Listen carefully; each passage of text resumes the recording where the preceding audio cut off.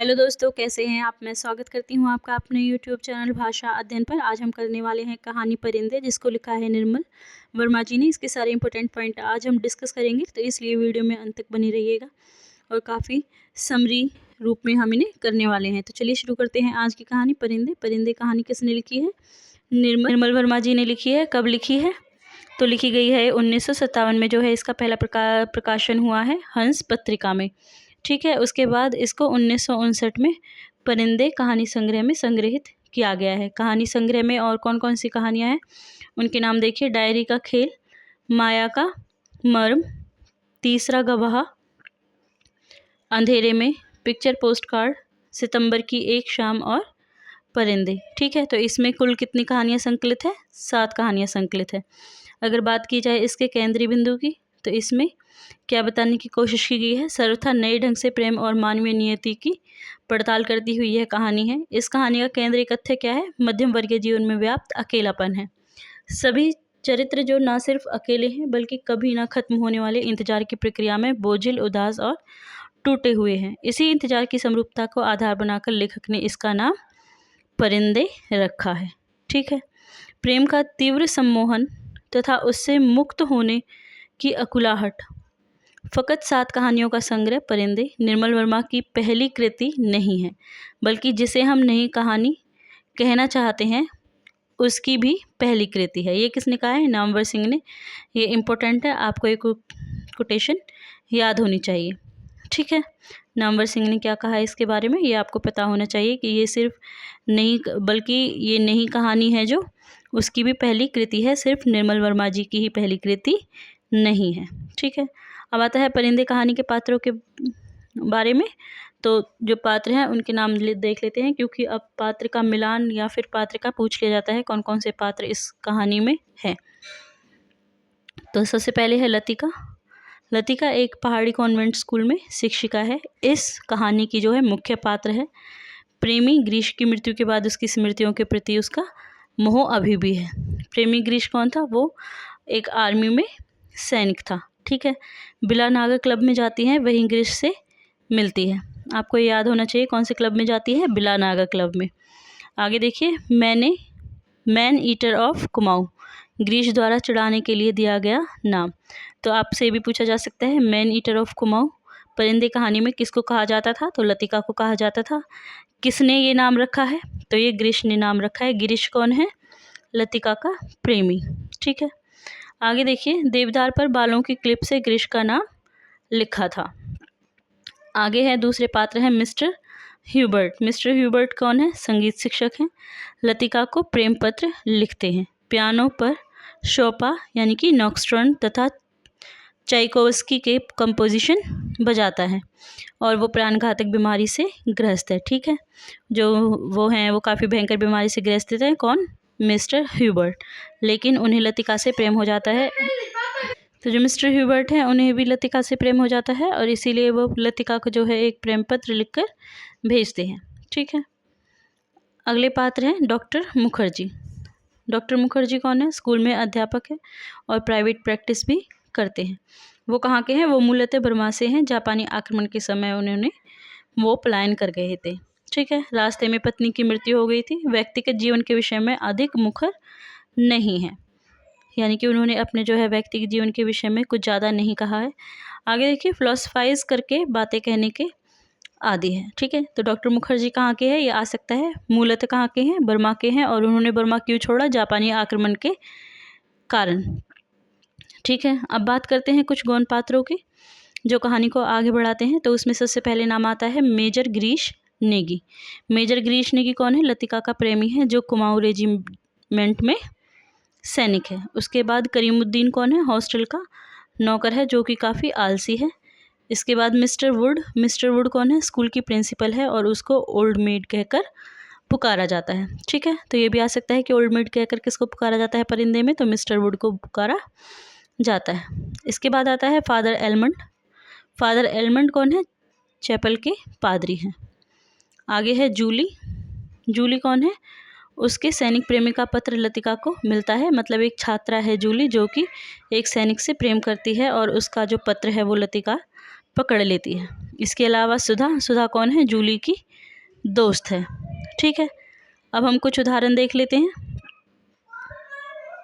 तो देखिए, for the dead end for a long time the answer has been nothing. किसने कहा है? कैथरीन मैनफील्ड ने कहा है ये, और ये काफ़ी महत्वपूर्ण है। ठीक है, तो ये आपको याद रखना है। आगे देखिए, मरने से पहले मैं एक दफ़ा बर्मा ज़रूर जाऊंगा और तब एक क्षण के लिए उनकी आंखों में गीली सी नमी छा जाती है। ये कौन कह रहे हैं? डॉक्टर मुखर्जी। किससे कह रहे हैं? लतिका से कह रहे हैं। ठीक है, आगे चलते हैं। होम सिकनेस ही एक ऐसी बीमारी है जिसका इलाज किसी डॉक्टर के पास नहीं है। ठीक है, ये पंक्तियाँ महत्वपूर्ण है जिन्हें मैं आपको करा रही हूँ। उसे याद आया कुछ महीने पहले अचानक उसे ह्यूबर्ट का प्रेम पत्र मिला था। भावुक याचना से भरा हुआ पत्र जिसमें उसने न जाने क्या कुछ लिखा था जो कभी उसकी समझ में नहीं आया। उसे ह्यूबर्ट की इस बचकाना हरकत पर हंसी आई थी, किंतु भीतर ही भीतर प्रसन्नता भी हुई थी। उसकी उम्र अभी बीती नहीं है, अब भी वह दूसरों को अपनी ओर आकर्षित कर सकती है। ह्यूबर्ट का पत्र पढ़कर उसे क्रोध नहीं आया, आई थी केवल ममता। वह चाहती तो उसकी गलतफहमी को दूर करने में देर न लगती, किंतु कोई शक्ति उसे रोके रहती है। उसके कारण अपने पर विश्वास रहता है। अपने सुख का भ्रम मानो ह्यूबर्ट की गलतफहमी से जुड़ा हो। ठीक है, ये कथन किसके हैं? ये कथन लतिका के हैं। आगे देखिए, मैं कभी कभी सोचता हूँ इंसान जिंदा किस लिए रहता है? क्या उसे कोई और बेहतर काम करने को नहीं मिला? क्या तुमने कभी महसूस किया कि एक अजनबी की हैसियत से पराई ज़मीन पर मर जाना काफ़ी खौफनाक बात है? कौन कह रहा है? डॉक्टर मुखर्जी कह रहे हैं ह्यूबर्ट से। ठीक है, आगे देखिए, लीड काइंडली लाइट। संगीत के सुरमानो एक ऊंची पहाड़ी चढ़कर हाँफती हुई सांसों को आकाश की आबाद शून्यता में बिखेरते हुए नीचे उतर रहे हैं। बारिश की मुलायम धूप चैपल के लंबे चौकोर शीशों पर झलमती है रहती है, जिसकी एक महीन चमकीली रेखा ईसा मसीह की प्रतिमा पर तिरछी होकर गिर रही है। मोमबत्तियों का धुआं धूप में नीली सी लकीर खींचता हुआ हवा में तिरने लगता है। ठीक है, चलिए आगे की पंक्तियां देखते हैं।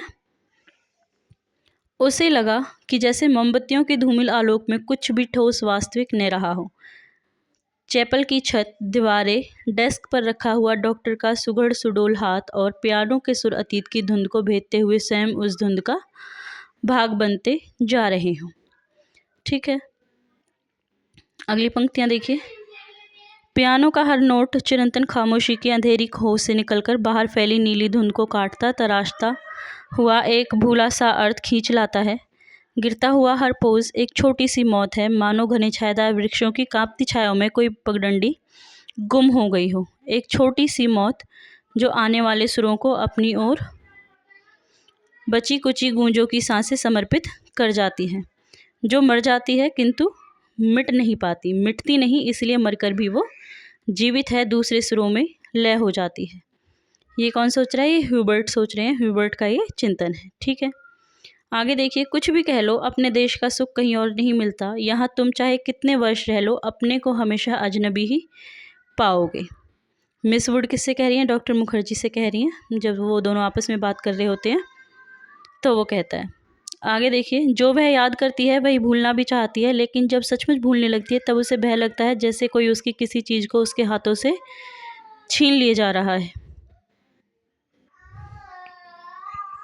के लिए खो जाएगा। बचपन में जब कभी वह अपने किसी खिलौने को खो देती थी तो वह गुमसुम सी होकर सोचा करती थी, कहाँ रख दिया मैंने। अपने पर खिलौना मिल जाते तो वह बहाना करती थी कि अभी उसे खोज ही रही है, कि वह अभी मिला नहीं है। जिस स्थान पर खिलौना रखा होता जानबूझकर उसे छोड़कर घर के दूसरे कोनों में उसे खोजती और खोजने का उपक्रम करती। तब खोई हुई चीज़ याद रहती, इसलिए भूलने का भय नहीं रहता था। ठीक है, ये लतिका की पंक्तियां हैं। आगे देखिए। आज वह उस बचपन के खेल का बहाना क्यों नहीं कर पाती? बहाना शायद करती है, उसे याद करने का बहाना, जो भूलता जा रहा है। दिन महीने बीत जाते हैं और वह उलझी रहती है। अनजाने में गिरीश का चेहरा धुंधला पड़ता जाता है। याद वह करती है, किंतु जैसे किसी पुरानी तस्वीर को धूल भरे शीशे को साफ कर रही हो। अब वैसा दर्द नहीं होता, सिर्फ उसकी याद करती है जो पहले कभी होता था। तब उसे अपने पर ग्लानि होती है, वह फिर जानबूझकर उस घाव को कुरेदती है जो बढ़ता जा रहा है।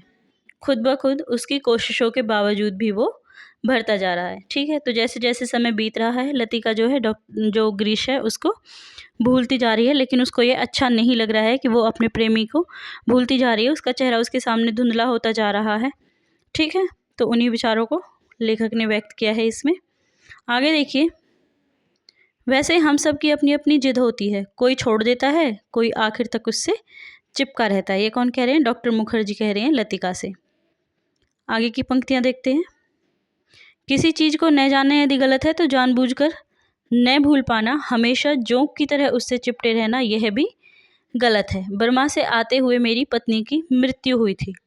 मुझे अपनी ज़िंदगी बेकार सी लगने लगी थी। आज इस बात को अरसा गुजर गया और जैसा आप देखती है मैं जी रहा हूँ। उम्मीद है कि काफ़ी अरसा और जीऊँगा। ज़िंदगी काफ़ी दिलचस्प लगती है और यदि उम्र की मजबूरी न होती तो शायद मैं दूसरी शादी करने में भी न हिचकिचाता। इसके बावजूद कौन कह सकता है कि मैं अपनी पत्नी से प्रेम नहीं करता। आज भी करता हूँ, पहले भी करता था। तो ये कौन कह रहे हैं? डॉक्टर मुखर्जी कह रहे हैं लतिका से। ठीक है, और यहीं पे कहानी की जो है पंक्तियाँ ख़त्म होती हैं। तो आई होप आपको वीडियो अच्छी लगी होगी। अगर हम एक समरी की बात करें तो ये कहानी किसकी है? इस कहानी की मुख्य किरदार है लतिका। लतिका जो कि ग्रीश नेगी से प्रेम करती है। ग्रीश नेगी जो कि एक सैनिक है और अब उनकी मृत्यु हो चुकी है। ठीक है, तो अगर बात करें इसके प्रकाशन की, तो इसका प्रथम प्रकाशन कब हुआ था? 1957 में। कहाँ हुआ था? हंस पत्रिका में। और संग्रह कौन सा है? परिंदे 1959 में, जिसमें 7 कहानियाँ संग्रहित हैं। ठीक है, अब इसके पात्रों की अगर हम बात करें तो पात्र कौन है? लतिका, मिस्टर ह्यूबर्ट और डॉक्टर मुखर्जी। उसके अलावा कौन पात्र है? मेजर ग्रीश नेगी कौन है? लतिका का प्रेमी है। करीमुद्दीन उस स्कूल के हॉस्टल का नौकर है जहाँ पर लतिका रहती है। ठीक है, मिस वुड स्कूल की प्रिंसिपल है और उसे ओल्ड मेड कहकर पुकारा जाता है। इसके बाद फादर एलमंड, जूली और सुधा 2 छात्र हैं। ठीक है, तो ये है कहानी परिंदे। आई होप आपको अच्छी लगी होगी। तो चैनल को सब्सक्राइब और वीडियो को लाइक ज़रूर कर दीजिएगा।